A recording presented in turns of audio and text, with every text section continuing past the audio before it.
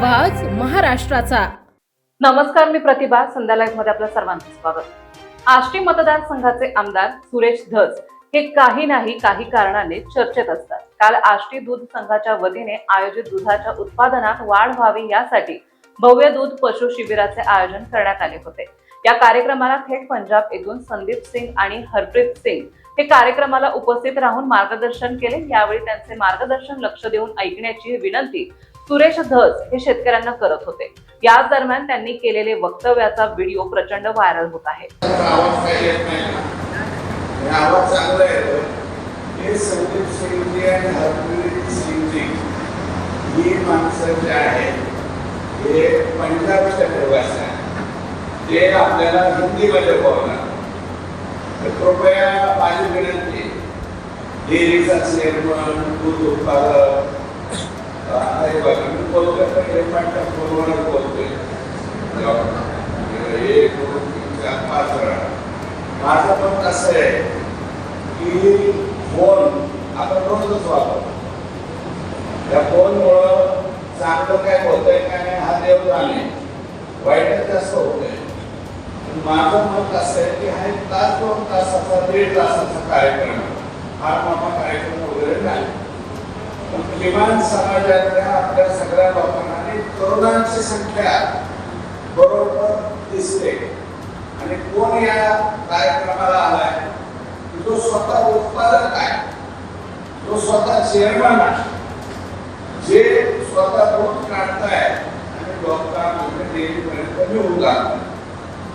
तर माझी विनंती अशी आहे की कोणी सगळ्यांनी आपापले मोबाईल जरा सायलेंट करून ठेवा आणि एवढ्या 1.5 तासामध्ये तुम्हाला जर देशाचे पंतप्रधानांचा फोन आला तर तो घ्या, नंतर द्रौपदी मुर्मू मॅडम यांचा जर फोन आला तर तो एक घ्या, आणि तिसरा राज्याच्या मुख्यमंत्र्यांचा आला तर तेवढा एक घ्या। या 3 व्यतिरिक्त कोणाचा फोन तुम्ही घेऊ नका। थोडस ते हिंदीमध्ये बोलताय, त्यांची भाषा तुम्हाला काही कळणार नाही, तर मी नंतर थोडस रिपीट करेन। त्यांचं जे बोलणं आहे ते मी थोडस जे काही समजलं नाही ते शॉर्ट मध्ये तुम्हाला सांगेल। परंतु ही माणसं अशी आहे की 2015 पासून आतापर्यंत म्हणजे 11-12 वर्ष या लोकांनी दुधाच्या व्यवसायामध्ये घातले। आणि जे आता संदीप सिंग जी बोलणार आहे हे थोरले भाऊ आहे, हे हरप्रीत सिंग जी हे धाकटे भाऊ आहे, आणि त्यांचे मनवा भाऊ आहे। आणि या थोरल्या भावाने किमान 46 वर्षापर्यंत त्यांचं वय आहे, अजून लग्न सुद्धा केलेलं नाही।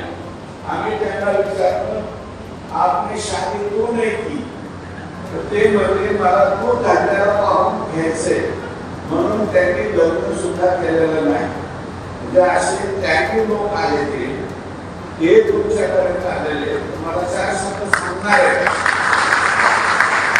ते तुम्ही त्याला शांत चित्ताने ऐकून घ्या। कुठला तरी बायकोचा फोन आला म्हणून उचलला, का ग रोज फोन काय असतो काय चाललंय याकडे काय आहे याच्या पलीकडे मला आपण माणसं फोन नसतो। ज्यांची नवीन लग्न वगैरे झालेले असते त्यांचं जरी आलं त्यांना म्हणावं काम करा, मी कामात आहे, नंतर सांगा 1.5 तासाने फार कामात होतो।